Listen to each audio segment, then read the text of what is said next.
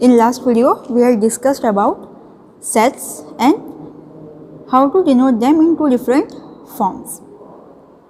Now let's move on to types of sets. So first type what we have is singleton set. So singleton set is nothing but a set wherein we have only one element.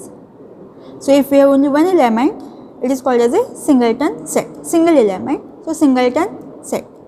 For example, this set A has only one element, it is a singleton set. Suppose set B, we have only one element, it is also called as a singleton set. So single element, then singleton set. Next, finite set. So set having finite number of elements is called finite set. So if you can actually count the numbers, so whatever elements we have, so if we can actually count those elements, then we can say it is a finite set. For example, here we have 5 elements, so we can count them. Suppose I have 1000 elements, so I can count those 1000. If I have some lack of elements, still we can count those elements, so we can say that it is a finite set. But in case of infinite, now a set having infinite number. Now what are infinite number which we cannot count? For example, set of natural numbers. So even though I say that 1000 is the last number, you always can give me the next number. So such kind of numbers are called a infinite numbers. Again, set of integers. No matter what is the bigger and bigger number I give, you can always give me the next number. So such kind of numbers are called as a infinite number. The number which we can count are finite, which end somewhere. Suppose in this set we have only 5 numbers. Suppose I am taking a set of like 10,000 numbers. So there are only 10,000 numbers. So such kind of a set are called as a finite set.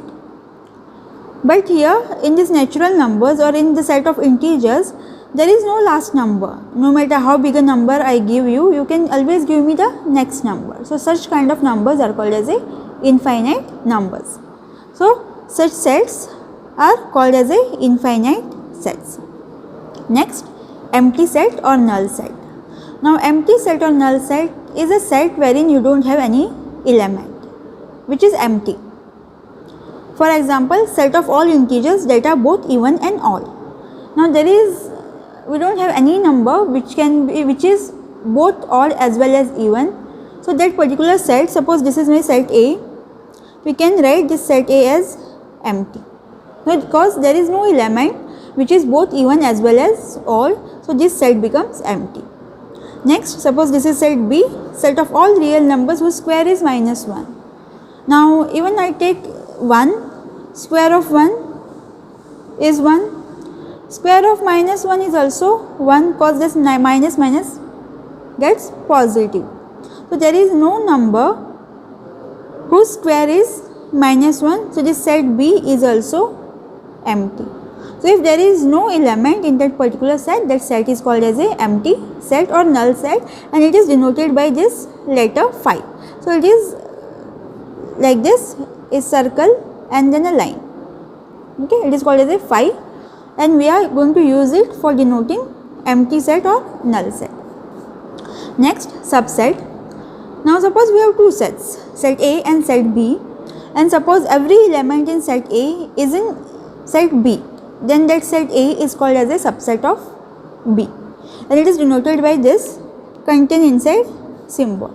For example, suppose I have A wherein I have 1, 2, 3, 4, okay, and set B we have 1, 2, 3, 4 and some other elements. So all these elements in A are already there in B, so we can write that A is contained inside B. Now the other way we can even write A is totally contained inside B, since all the elements are in B as well as there are some extra elements in B. So we can say that it is properly contained inside B.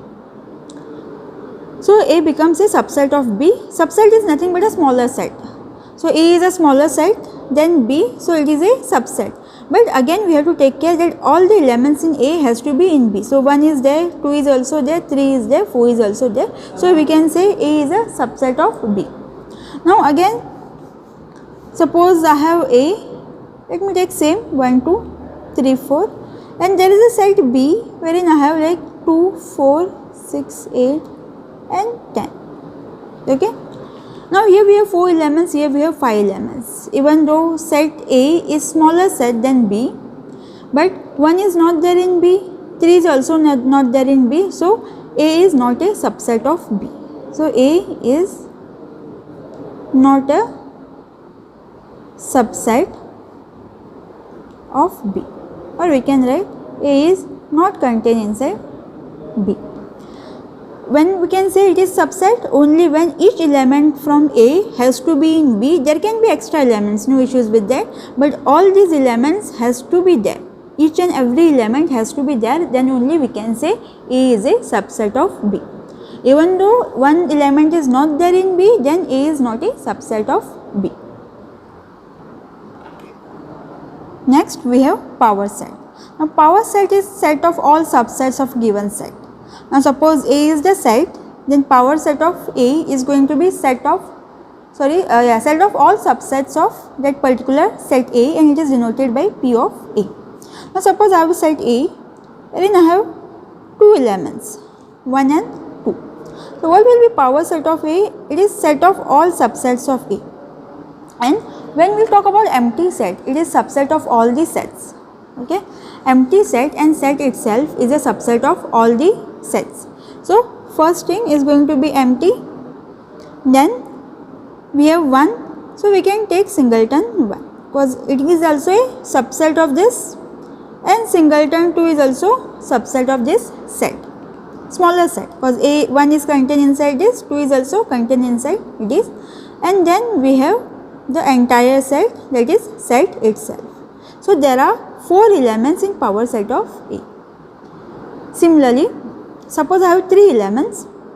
Let me take set B wherein I have A, B and C. So what will be power set of this? Empty will be always there and set itself will be always there.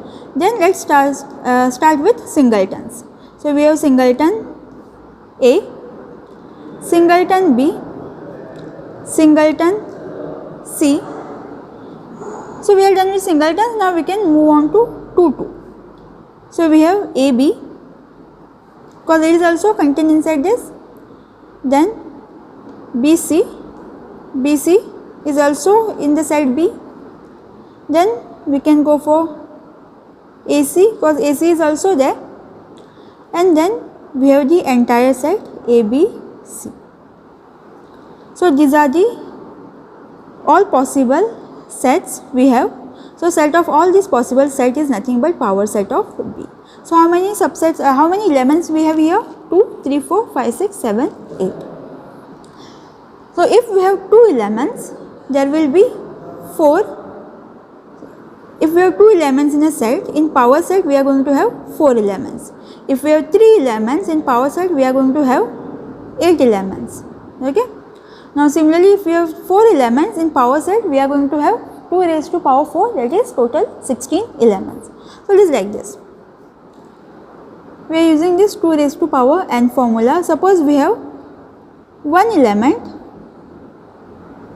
it is going to be 2 raised to power 1. So we are going to have only 2 elements in power set. Suppose we have 2 elements like this, we have 2 elements in a set, then we are going to have 2 raised to power 2, that is total 4 elements in power set. Then suppose 3 elements, that is 2 raised to power 3, that is 2 into 2, 2 to the 4, 4 to the 8. So we are going to have total 8 elements in the power set. Similarly, suppose we have 4 elements, okay, so it will going to be 2 raised to power 4, that is nothing but 2 into 2 into 2 into 2, 2 to the 4, 4 to the 8, 8 to the 16. So we are going to have total 16 elements if we have 4 elements in the set. So let me take some set C. Well, I am taking 4 elements. So let me take some ABCD. Okay.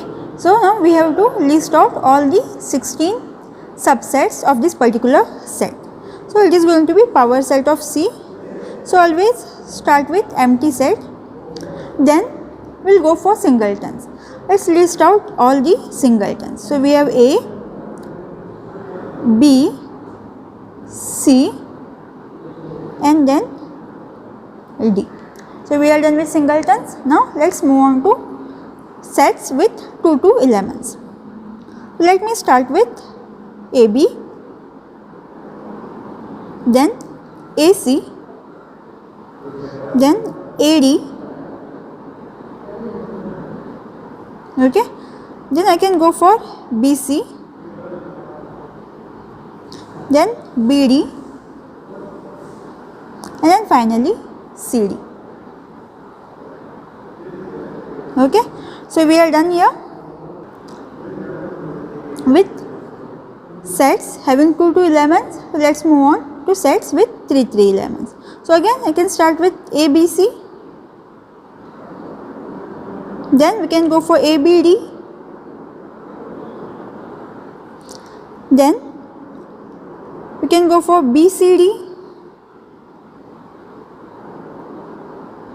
and after BCD we can even have ACD. So we have ACD. So we are even done with sets of 3 elements. Then we have to go for the entire set, that is nothing but ABCD. So we have listed out all the possible subsets.